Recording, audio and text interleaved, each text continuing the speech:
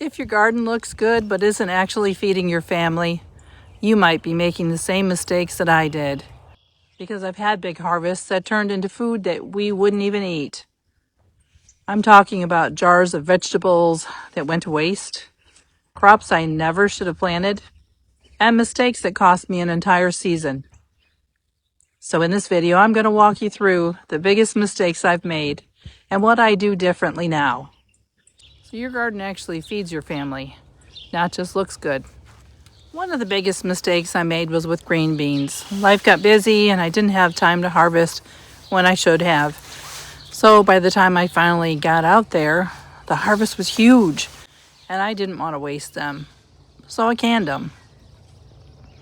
But here's the problem. They were stringy, they weren't good. And now I've got jars of green beans we don't even want to eat. What I should have done was feed those to the animals and move on.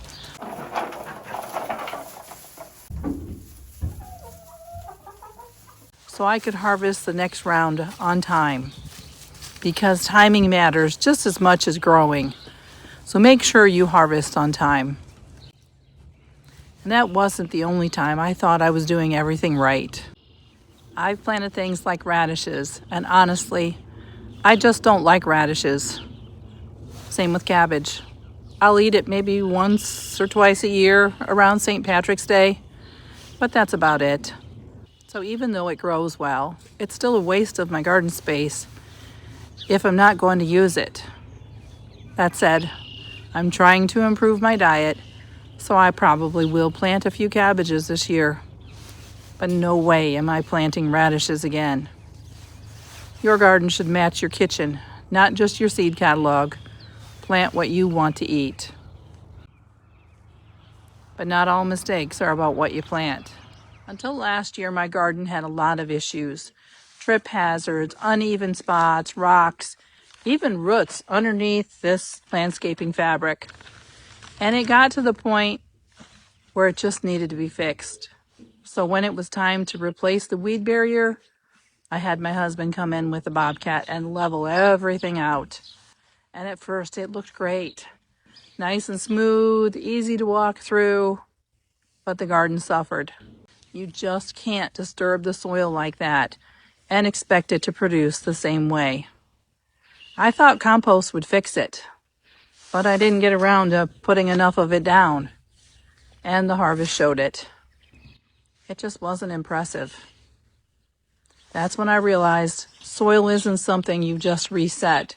It's something you build over time. Which brings me to my next mistake. Sometimes the problem isn't what you plant. This next one made a big difference for me. I got a late start one year and didn't put out all my soaker hoses. The garden looked fine, nothing died, but the harvest just wasn't there. The best corn I ever grew was when my husband watered it every other day. He was invested, and it showed. Gardening is more than just planting seeds. Remember, your plants rely on you as they grow. They need consistency, so water on a schedule.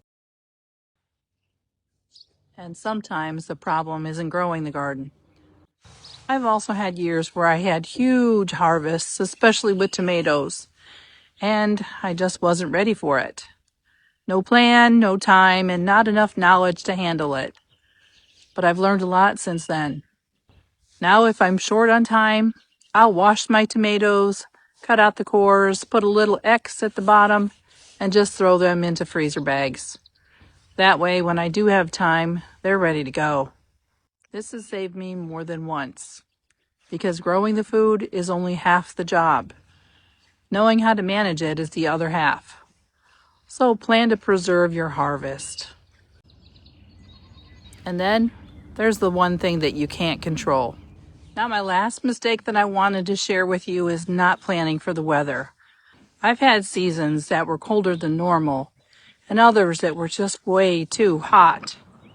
And as a beginner gardener, that really discouraged me. But what I've learned is you can plan for that. So here's what you need to know.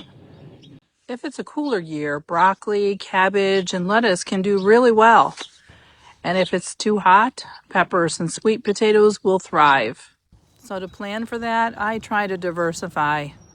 That way, no matter what the weather does, something still grows. And the big takeaway from all of this is when you put all of this together, you realize something important. It's not just about growing food. It's about growing food you actually use and that fits your lifestyle. If something takes an hour to cook and you've only got 30 minutes, you're probably not going to make it. So I focus more on what we actually eat, what stores well, and what fits into our daily routine. I still believe in growing our own food, but I've learned it's not about growing more. It's about growing smarter. The important thing is that you plant what you eat. Try new things in small amounts and learn what works for you. More importantly, you have to learn to adjust because the goal isn't just a big garden. It's a garden that actually feeds your family. Well, that's all I've got for you today. If you've gotten value from this video, give it a thumbs up and subscribe if you haven't already. Maybe check out some of my other videos. I'd love to have you follow along. Oh, and one more thing. I hope to see you again soon.